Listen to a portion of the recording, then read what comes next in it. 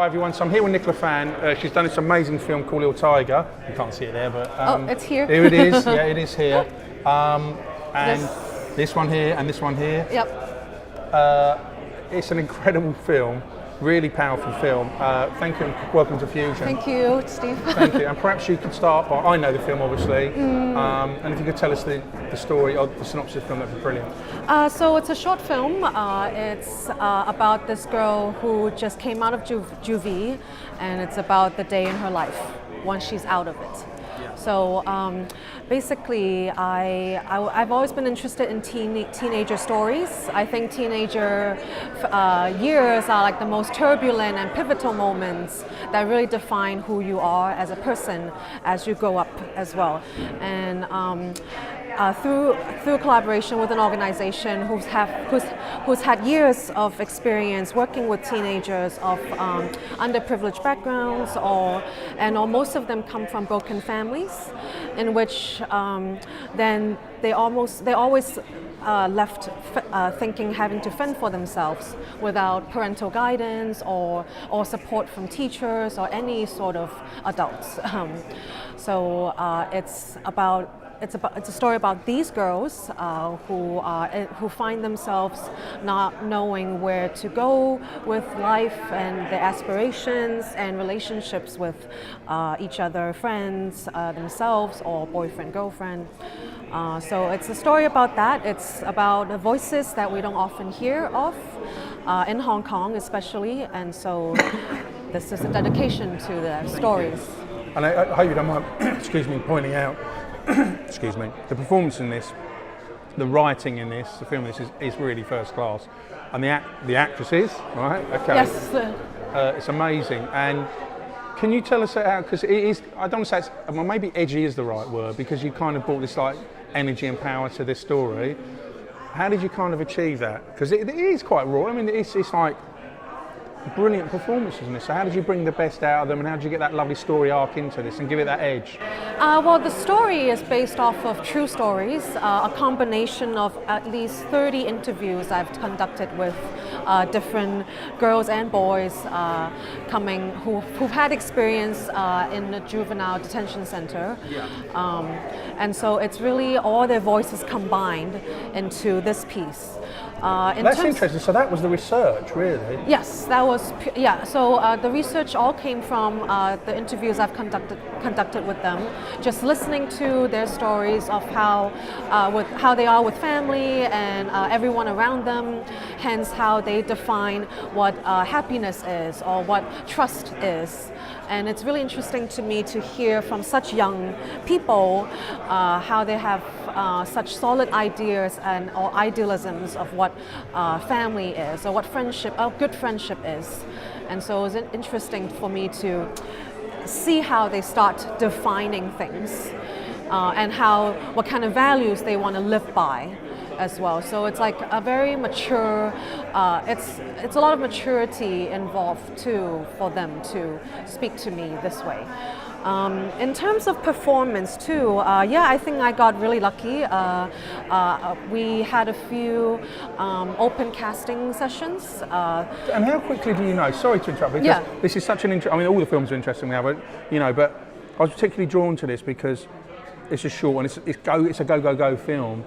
But how quickly did you find that person? Because they've got to look. I've spoken to loads of filmmakers, and when I've sort of said, it's an amazing how many different answers you get. When did you know when you these people get? Was it a kind of an instant thing? Do you know in a few seconds? Yes, I think for me it's half instinct and then half based on the things I asked them to do at the casting. So I was looking for someone who would be willing to be bold and loud.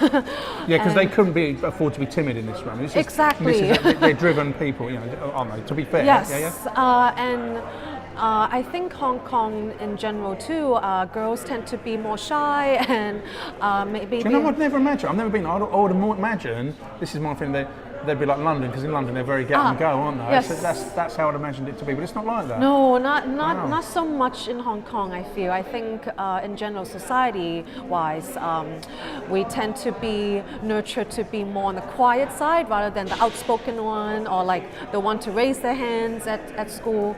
So I think especially with girls, they tend to become a bit more reserved. They've learned to become like that. And so during the casting sessions, we had a deadline, right? We can't just go on forever finding the perfect one. Exactly. So it was a tricky balance with meeting the deadline, but also finding a good person, a good actress, capable actress to play the role. But so I had a few things I want to check off the list for the person I want to look for. So one of them being I want them to be bold and not be afraid. I did an improvisational part as well, just to see how they improvise without script and go off script and see how they react. So that was one of my major kind of checklists to narrow down on the person I want to. Had you got close before the final cut? Were there one or two, well, you don't need to, obviously don't name names, but was there one or two you thought, yeah, they're pretty good, but there's something not quite? Yes, so I think again this is where luck also comes into play, because I remember we had a few open days, but for the first few days we had some people but not quite there yet, and I did get worried in midway whether I'll even be able to find someone, because at the same time I don't want to compromise either. But then one day out of the blue, my main actress walked in, and the moment she walked in, I liked her look already. It felt natural for her to be one of the girls I'm looking for for the story, and then fortunately she was also very good at the improvise. Because that is a real test of character, isn't exactly. Because you know, often you go in. I mean, I've never been. I'd imagine you go and you've got the lines to review. Suddenly, a curveball is great, but this is the scene. Now you've got to come up with your own lines, and they're like, whoa. Right. You know. Yeah. But I'm guessing. Sorry to interrupt. I'm guessing that she done it. She must have done it. Yes, and she's an aspiring actress, and I actually caught her at a very good time. It was right before her first feature-length film was launched. So she is a talent then. Yes, she is a talent. She's a young talent, and again, I really think I got lucky, and I think I have a good eye as well for spotting her. She was my first choice, and I had 3 choices, so she was always my first one, and almost we couldn't work it out timing-wise, but eventually my producer helped me with convincing her to play the part and work out the scheduling. So I think, yeah, she's great, and on set as well, she's always pushing her best, and never for a second complain about the crazy weather we had to deal with, and of course the rushing schedule we had to deal with. Because let's be frank, you're in a city that's, I've not been, but again, it's known for its speed, and again, like London, I'm assuming, where it's and vitality. Because having looked at, it's very easy to look at this street scenes now. You can find it online. You can see them all the time. And the city was it's like in a crazy rush all the time. Always. Everyone who's been to Hong Kong has told me that they feel there's never enough time of the day in Hong Kong. For some reason, they're still doing similar things: work, home, transport. But somehow Hong Kong is always more rushed. Everyone's on the go. There's less time for some reason. And so, I suppose sorry, that's me interrupt. That you've got to take all these elements into consideration. Yes. So what was the shoot time on this? So we worked on it. I mean, we filmed for 3 days, full days. Oh, right, okay. And then I went out on my own too for another half a day, just to shoot more B-roll. It's like in general environment shots, which we didn't have time for on set. Because on set we had to make sure we got their faces first. Of course. Before we start shooting street stuff. So I would say, 3.5 days total, fully, for shoot. But of course, through, the entire production, starting from interview, from pre-conceptualization to final, took like 9 months. And this is the thing I've touched on several times. So the runtime on this is less than 16 minutes, 16 minutes. Yeah, 16 minutes. But of course, I like talking about this because I just want to be realistic to people that think about getting into filmmaking.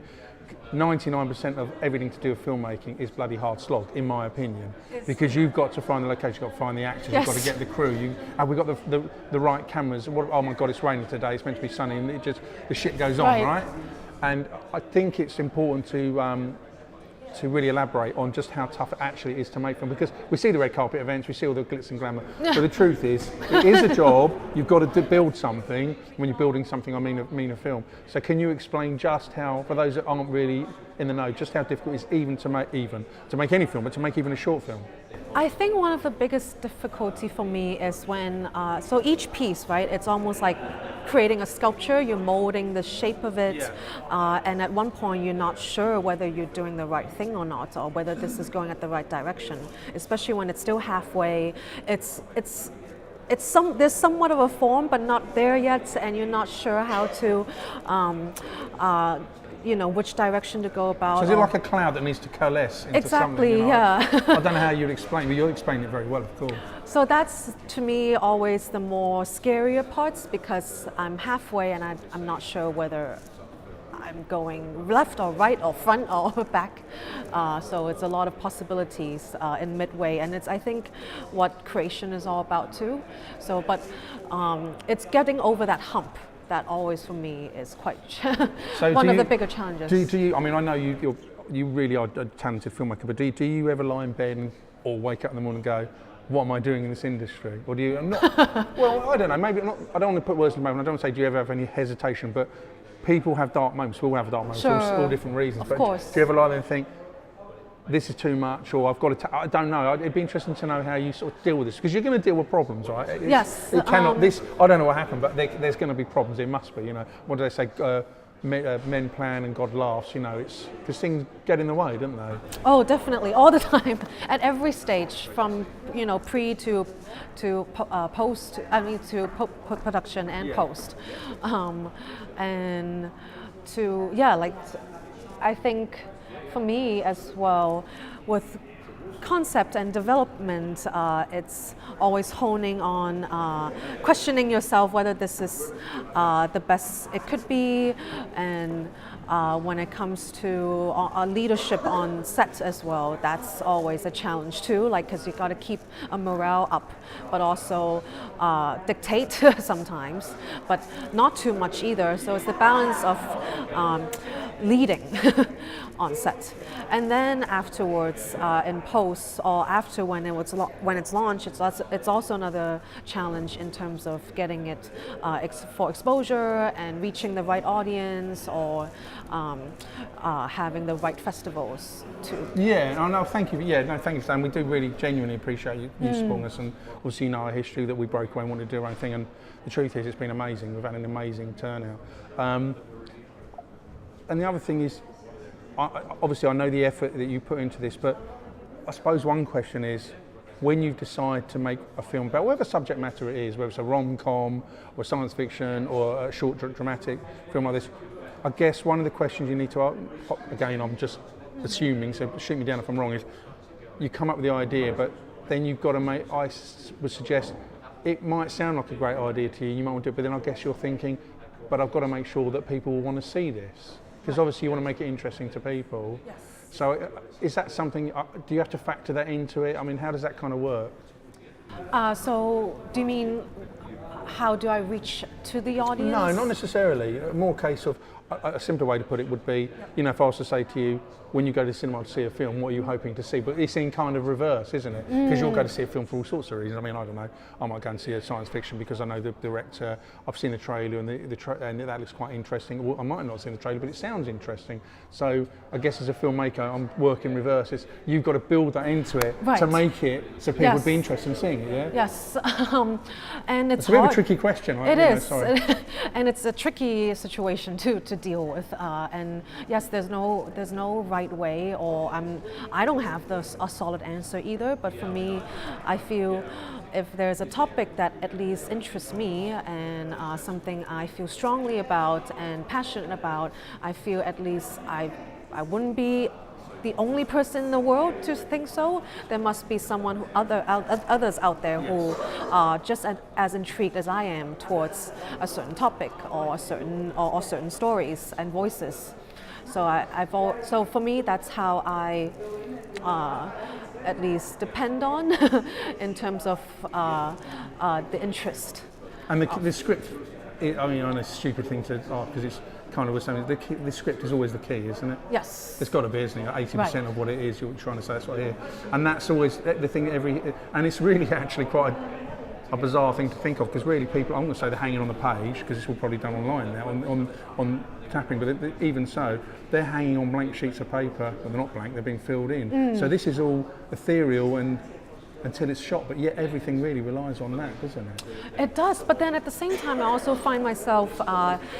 I might be super happy finally on a script, but then when it comes to the person delivering, then something can fall apart. It's not the same, and it's not the person either who was delivering it. It's somehow when someone says it out loud on the camera at a real setting, and then when it comes to editing, you go, oh wait, it doesn't. I don't feel it as much as versus as I was reading it in black and white paper. So there's always that too, and unfortunately sometimes I just have to cut it out.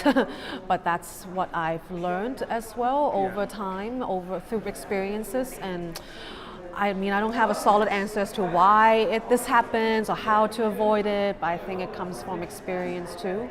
And you over time learn to know what's necessary or what's not, what's impactful, and what could be become decorative versus actually useful or functional. Brilliant. That was absolutely wonderful. Thank you. Thank you so much for your time.